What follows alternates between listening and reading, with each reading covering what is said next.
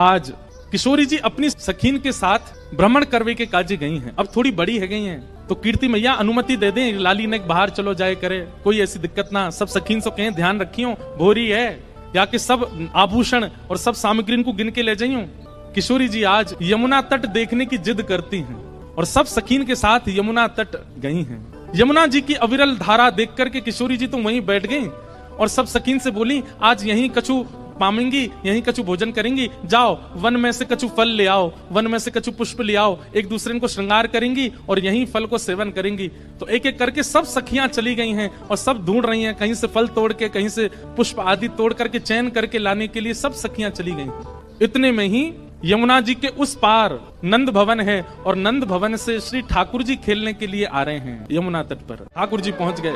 जैसे यमुना जी के तट पर पहुंचे, यमुना जी के तट पर जाकर के सामने की ओर देखा, बड़े बड़े नेत्र और माथे पर सुंदर रोरी को बिंदा लगाए करके, नील वसन पहन करके छोटी सी किशोरी जी बैठी हैं। ठाकुर जी बहुत देर तक तो मानो जैसे छिप करके आड़ में देखने लगे। सूर श्याम देखत ही रीझे, ठाकुर जी देखते ही किशोरी जी के मुखमंडल में ऐसे आसक्त हुए कि सब भूल गए। चकडोरी हाथ में लिए खड़े भये, गिर गई नीचे। और जो भी ठाकुर जी बड़े अदा में निकले ना, बड़े सज धज के निकले, बहुत स्वरूप साज सज्जा सब धारण करके निकले, बड़े कॉन्शियस रहे अपने स्वरूप के प्रति। लेकिन किशोरी जी को देख करके सब भूल भाल गए। ठाकुर जी किशोरी जी को देखा और देखते ही ठाकुर जी सोचने लगे, बोले अरे भैया मैं जाए के पूछूं तो सही जी कौन है, और जी कहाँ आई है, कहाँ इनको गांव है, कहाँ इनको नाम है, कैसे आई है पूछूं। तो वहां सामने छोटी सी किशोरी जी बैठी है, यहाँ ठाकुर जी पीत वस्त्र पहन करके आए। किशोरी जी अपलक नेत्रों से यमुना जी को देख रही हैं। ठाकुर जी आए, थोड़ी आगे आकर के ऐसी अदा करने लगे कि किशोरी जी की नेक दृष्टि पड़े, कछु गान लगे, कछु करन लगे, कछु ऐसे इशारे करने लगे कि किशोरी जी की नेक दृष्टि पड़े लाला पे। इतने में ठाकुर जी के स्वर सुनकर के किशोरी जी ने नेत्र उठाए करके देखो, और जैसे किशोरी जी की दृष्टि पड़ी ठाकुर जी पर, ठाकुर जी पूछ रहे हैं, अरे गोरी तुम कौन हो, आप कहाँ रहती हो, आपके पिताजी कौन है, और मैंने पहले तो आपको कभी देखो नहीं यहाँ पे, इतने बरस में यहाँ रहते भय गए। तो किशोरी जी बोली, हाँ देखे हुए में लग रहे हो कि 50 साल के तो होंगे तुम। नेक्स्ट से हैं और नेक्स्ट सी किशोरी जी तो पूछ रहे हैं कि मैं इतने सालन से आ रहा हूं, मैंने तो आपको देखो नहीं, आपको घर कहाँ है और आपके पिताजी कौन है। किशोरी जी बोली, अरे हम वृषभानु जी की लाली हैं और बरसानो हमारो घर है, वहीं रंग महल में हम रहमे, और यहाँ हमारो खेलवे को कोई प्रयोजन नहीं है, हमारो भवन इतना बड़ा हम वहीं खेलती रहे। अरे जब ते जन्म भयो तब ते आज तक हमने तो अपना पूरा भवन देखो ही नहीं, इतना बड़ा भवन है हमारे पिताजी को, हमें कहाँ जरूरत पड़ी यहाँ आके खेलवे की। ठाकुर जी बोले, तो फिर अपने भवन में ही खेल लो, काई को आई हो यहाँ पे, यहाँ काई को डोल रही हो, ऐसी छोटी सी हो, कोई हरण करके ले जाएगा तुम्हारो। किशोरी जी बोली, वो तो आज सखीन को मन हो कि यमुना तट पे चलें, या हमारे हम उनके संग आए गई हैं, बाकी तो या स्थान में हमारे बरसाने में मना करी गई है कि जमुना तट और जमुना के पल्ली पार जानो ही नहीं है। ठाकुर जी बोले, वो काई को, बोले हमारे बरसाने में ऐसो कहमे कहा कि जमुना के तट पे और जमुना के पल्ली पार एक छोरा डोले, और वह छोरा को नाम तो मैं ना लूंगी, ऐसो सुनो वह को नाम गावे तो प्रकट है जाए।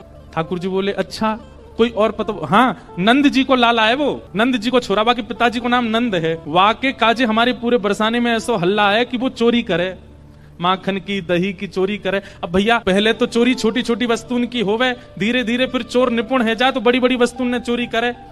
अब हमें तो ऐसा लगे नंद जी को छोरा दही और माखन की चोरी करे, कहीं हम यहाँ आ गए, हम तो बड़े घर की बेटी हैं, हमारे गले में ऐसे सुंदर सुंदर नवलखा के हार हैं, हमारे कानन में ऐसे महंगे महंगे कुंडल हैं, हमारे ऐसे ऐसे कड़ूला हैं, कहीं वाको मन आ गया और सब हरण करके ले गए तो या हमारे, हम तो यहाँ आमे ही ना है वाके डर के मारे। इतने में ही ठाकुर जी नीचे नजर करके सुनने बोले, अच्छा। किशोरी जी बोली, अच्छा तुमने देखा वो नंद जी को छोरा, तुम जानो भाई। ठाकुर जी बोले, वैसे बहुत बदनाम है बेचारो, ऐसो है ना है वो, मैं तो भाई बहुत अच्छे से जानू, वो ऐसो है ना है, बहुत सीधो है, भोर है बेचारो, वाह यूं लगे कि घर में दही खाऊंगो, घर में मक्खन खाऊंगो, मेरी मैया बूढ़ी है गई है, वाकू दही बिलोनो पड़ेगो, बूढ़ी बाड़ी मैया की सेवा करनी चाहिए, वासो काम नहीं कराना चाहिए, या हमारे दूसरे के घर जाके दही खाया वे। और इन गोपीन ने वहां पे झूठ और चोरी को आरोप लगाई दियो, मैं तुम्हें सांची बता रहा हूँ। किशोरी जी बोली, जा तरीका से आप पक्ष ले रहे हो और जा तरीका से तुम्हारे नैन मटक रहे हैं, बातें तो यूं लग रही है कहीं तुम ही तो नहीं हो नंद के लाला। ठाकुर जी की मुस्कान देख करके किशोरी जी उठ के खड़ी हो गई, अरे तुम ही हो नंद के लाला, मैं अभी भाग रही हूँ, रुको, अरे अरे ललिता, अरे विशाखा कहाँ को चली गई, अरे देख वही चोर आए गए, और जाके हम सब चर्चा कर रहे। ठाकुर जी दौड़ करके गए, सामने जाके बैठ गए हाथ जोड़ करके, और कहा कह रहे हैं, तुम्हारो कछु चुरायो हमने।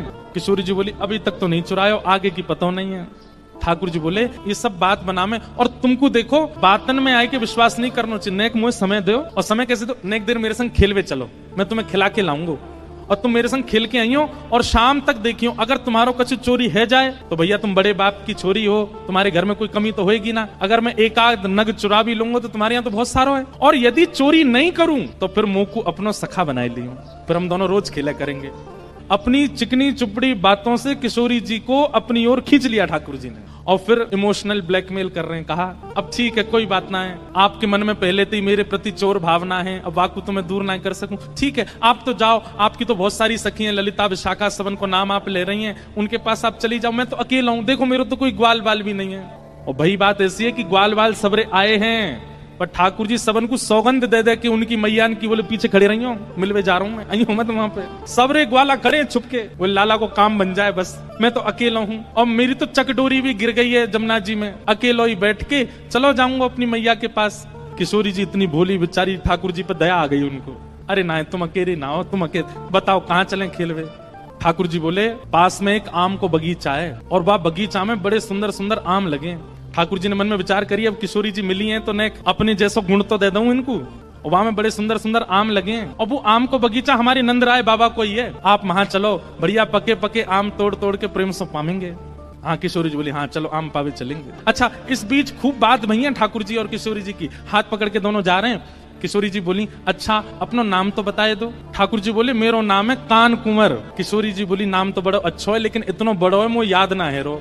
किशोरी जी भी कितनी बोली है, बोले मुझे याद ना है रो। ठाकुर जी बोले अरे या में कौन सी बड़ी बात, देखो या को स्पर्श करो, जे कहा है, बोले कान, बोले बस या कान को स्पर्श कर दी तो मैं कान याद आ जाएगा, फिर कुंवर कान तो ही मेरा नाम याद आ जाएगा।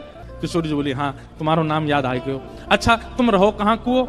ठाकुर जी ने अपना पूरा पता बता दियो, जमुना जी पार करोगे सीधे जाओगे वहां पे गोकुल आ जाएगा, वहां सबसे बड़ी हवेली जो है वो हमारी है, हम बड़े बाप के लाला हैं। तुम बहुत देर से बता रही बड़े तुम्हारो महल है, ऐसो आंगन है, ऐसो सब है, सब बात है रही है। और किशोरी जी को हाथ पकड़ करके ले गए बगीचा में, एक आम को वृक्ष। ठाकुर जी ऊपर चढ़वे में निपुण कम है, और होंगे भी तो किशोरी जी के सामने आज दिखा रहे हैं मुंह पे चढ़वो ना आवे। ऊपर 2-3 बार चढ़े फिर फिसल गए। किशोरी जी बोली अरे तुम पे तो चढ़वो ना आवे, देखो मैं चढ़ के बताऊं। किशोरी जी बोले हाँ आप चढ़ जाओ।